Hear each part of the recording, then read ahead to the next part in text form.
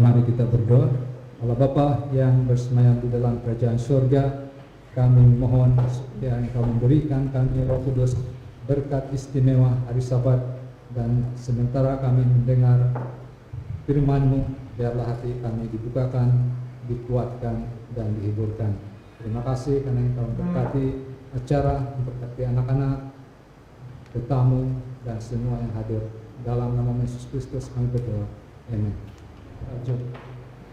Ketika berumur 12 tahun, saya harap pada habis dalam masa setengah jam. Ayat hafalan terdapat di dalam Lukas 2 ayat 41 dan 42 yang mengatakan seperti ini. Tiap-tiap tahun orang tua Yesus pergi ke Yerusalem pada hari Paskah. Ketika Yesus berumur 12 tahun, pergilah mereka ke Yerusalem seperti yang lazim pada hari raya itu. Lukas 2 ayat 41 dan 42. Laporan FNT melaporkan 1.509 anak-anak missing atau hilang sejak tahun 2020. Ini yang dilaporkan oleh CID Direktur Abdul Jalil Hasan.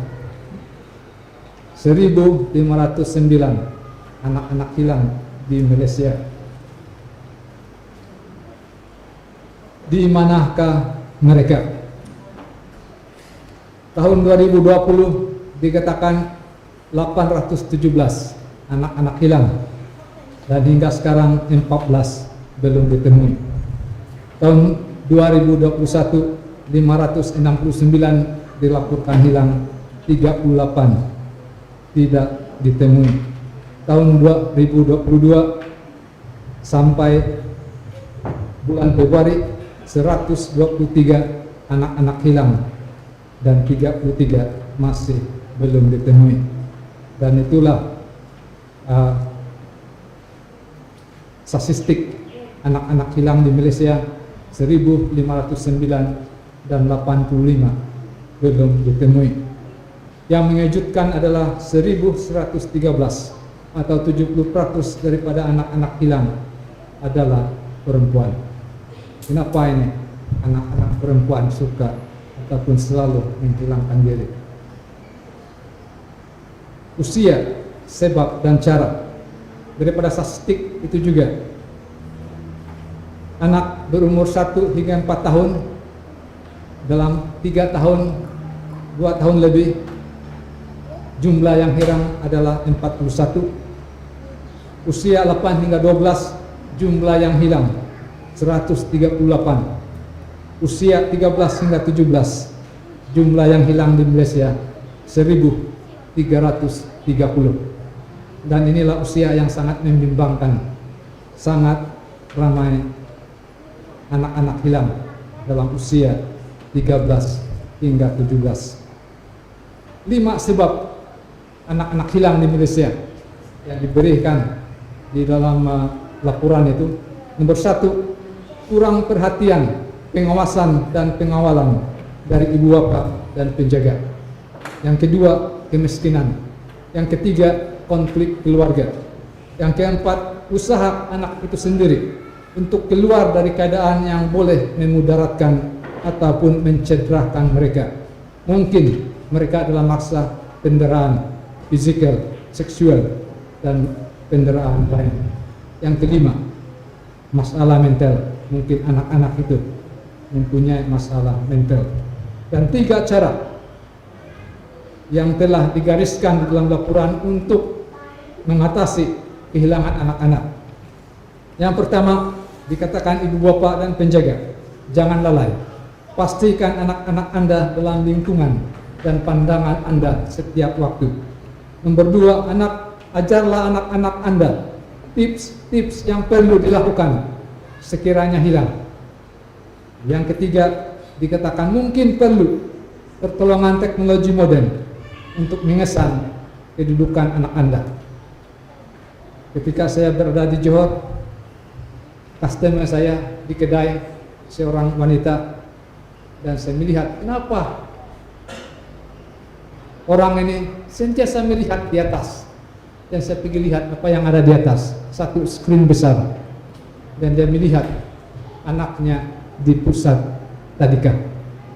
Ada banyak yang boleh dikontrol dengan handphone.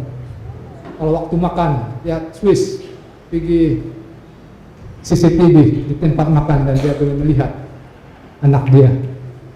Bila dia mau pergi ambil balik, dia Swiss CCTV di depan itu dan dia melihat anaknya sudah menunggu di depan. Dan itulah sebahagian daripada cara. Usia 13 hingga 17 tahun, masa yang sangat kritikal juga, bukan saja anak muda di Malaysia, tetapi anak muda di gereja kita.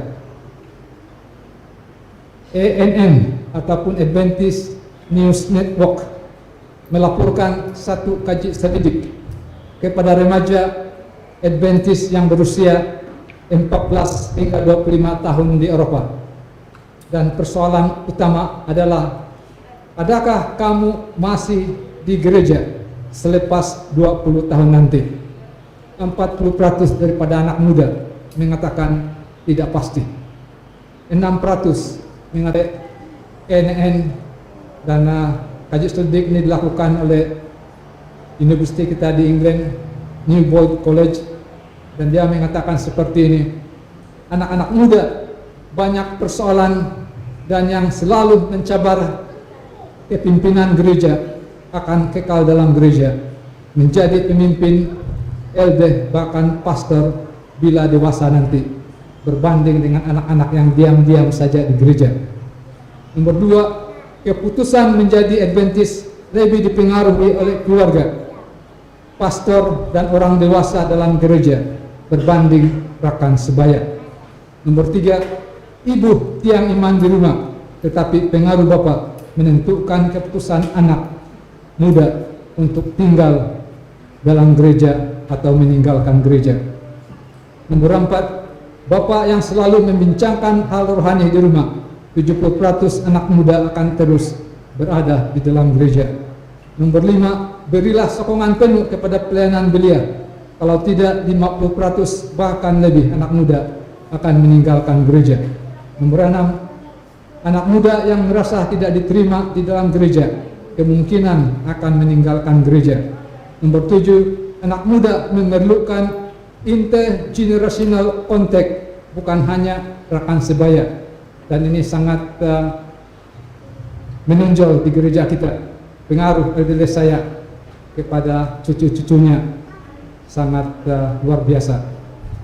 Dan ini yang perlu kita lakukan kepada anak-anak kita. Anak-anak muda perlu sokongan keluarga dan seluruh anggota gereja. Anak-anak muda bukan saja perlu bersahabat dengan rekan sebaya, tetapi perlu bersahabat dengan orang-orang dewasa yang mungkin kamu anggap uncle ataupun datuk, untuk terus kekal di dalam gereja. Bagi orang-orang Israel, pembelajaran rohani orang Israel bermula seawal 3 tahun. Sebagai contoh di dalam Alkitab adalah Samuel. Kita percaya Hana menyerahkan Samuel kepada Nabi Eli pada usia 3 tahun. Dan diberi pakaian khas bernama Teseled Gamen.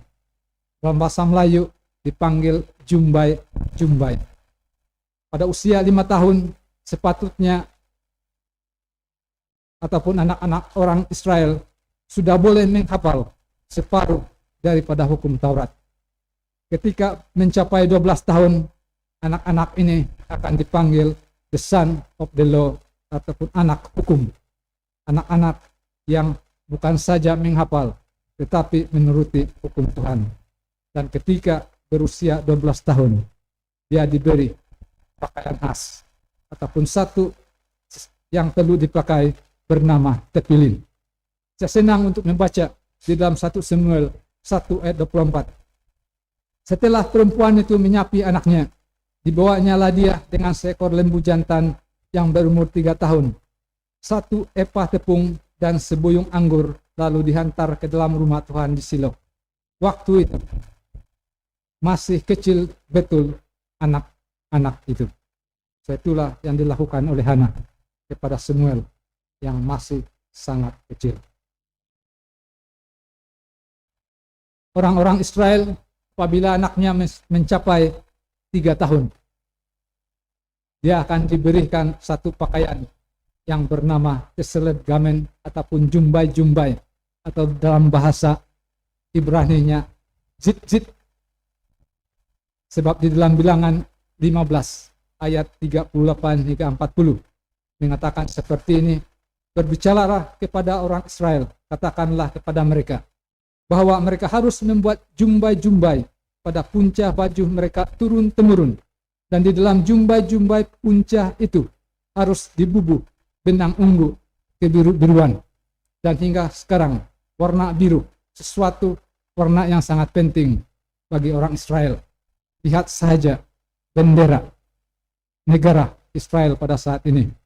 Maka jumbai-jumbai itu akan mengingatkan kamu apabila kamu melihatnya kepada segala perintah Tuhan, sehingga kamu melakukannya dan tidak menuruti hatimu atau matamu sendiri, seperti biasa kamu perbuat dalam ketidaksetiaanmu kepada Tuhan.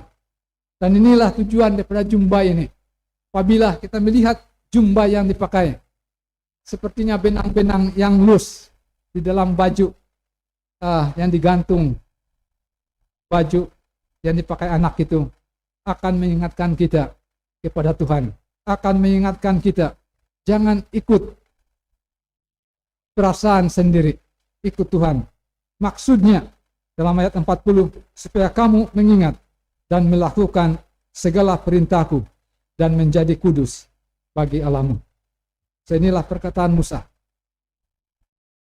kepada orang Israel mengenai jumbai, dan yang dilakukan oleh orang Israel terhadap anak-anak seawal 3 tahun.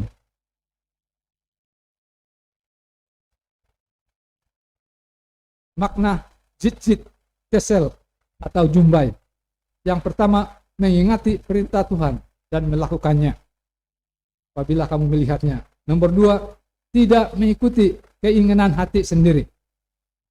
Yang ketiga, melambangkan mereka umat Tuhan yang sangat istimewa.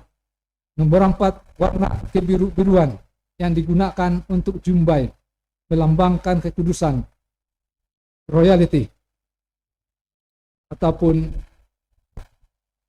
apa ini royalty ini? Satu pangkat yang sangat tinggi, bangsawan ini, dan melambangkan anak-anak Tuhan.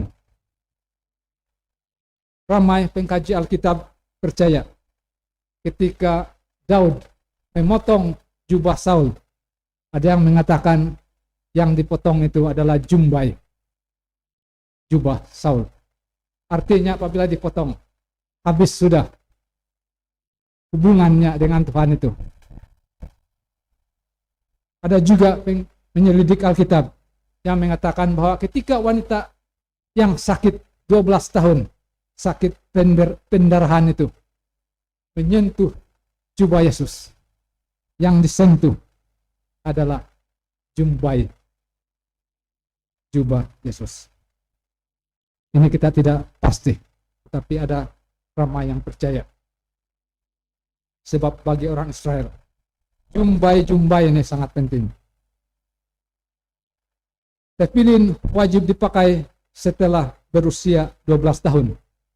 Keluaran 13 ayat 9 mengatakan seperti ini, hal itu bagimu harus menjadi tanda pada tanganmu dan menjadi peringatan pada dahimu, supaya hukum Tuhan ada di bibirmu. Sebab dengan tangan yang kuat Tuhan telah membawa engkau keluar dari Mesir. Inilah tefillin, mempunyai maknanya yang sangat besar bagi orang-orang Israel. Bila kita melihat tefillin di dalam gambar, seperti ada kotak kecil dan ada 2 tali yang panjang berwarna hitam. di kiri dan kanan, dan itulah cara pemakaian. Satu dipakai di dahi, dan satu lagi dipakai di tangan ini, dililit, dan dikatakan ujung lilitan itu dililit di jari tengah ini, yang mempunyai perlambangan yang sangat luar biasa.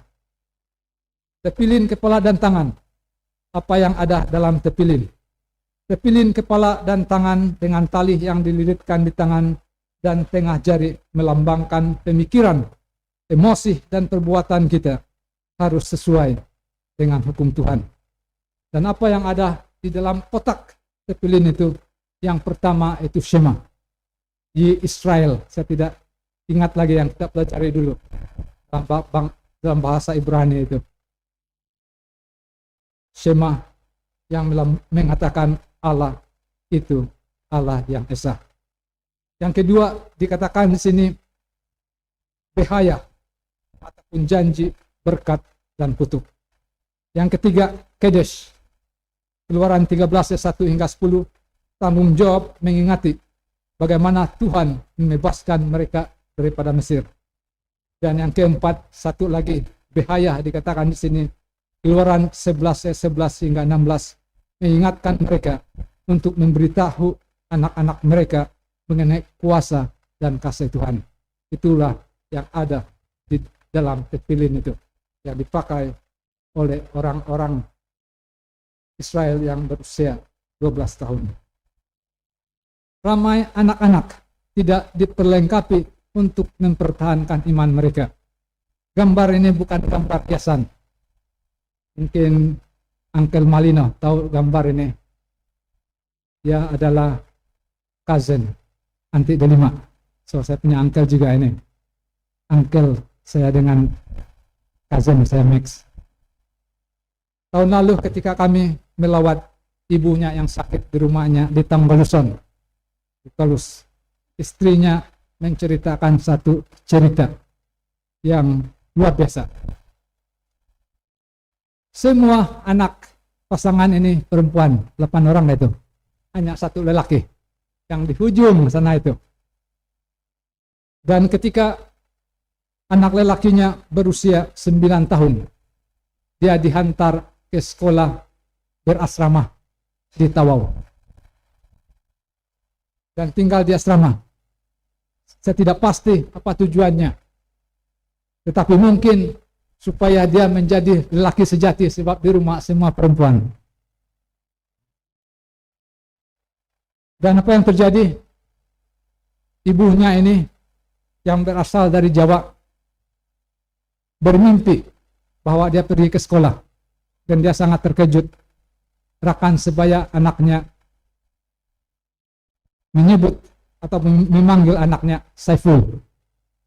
Pada hari berikutnya dikatakan dia terus pergi sekolah, dan ternyata kawan-kawannya sudah panggil dia Saiful. Dan dia sangat heran, kenapa ini anak saya bukan nama Saiful, tetapi sudah nama Saiful. Lalu diperiksa oleh ibunya, ternyata sudah disunat, namanya sudah Saiful, dan sudah juga pandai mengaji. Dan ibunya terus membawa dia balik. Puji Tuhan, dia masih Adventist hingga saat ini. Seramai anak-anak kita tidak diperlengkapi dengan perlengkapan rohani. Apabila mereka keluar, sangat berbeda dengan apa saja doktrin ataupun ajaran agama-agama yang lain. Tindak balas gereja kita adalah dengan menubuhkan adventure.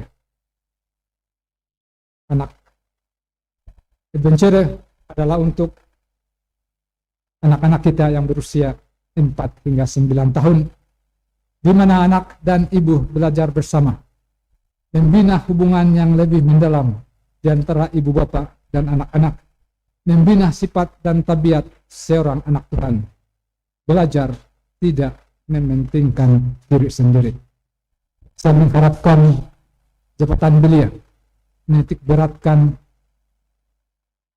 uniform anak-anak kita di adventure biarlah lengkap seperti jit-jit yang mempunyai makna yang sangat mendalam di kalangan orang-orang Israel. Kita juga ada Pathfinder, dan saya harap Pathfinder ini akan pakai tepilin di sini dan di tangan, di pemikiran dan di tangan. Objektif Pathfinder adalah mendorong anak-anak muda untuk mengerti bahwa Allah dan gerejanya mengasihi, menjaga, dan menghargai mereka. Anak-anak muda Pathfinder yang merasa diterima akan mulai menghargai kasih Allah yang disalurkan melalui gereja dan pelayanannya, akan menyadari keperluan penglibatan mereka dalam program Pathfinder. Pathfinder bertujuan untuk memperkenalkan Yesus kepada anak-anak muda.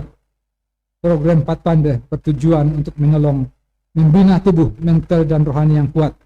Kemahiran yang dipelajari bertujuan memperlengkapkan anak-anak muda untuk membawa anak-anak muda lain kepada Yesus.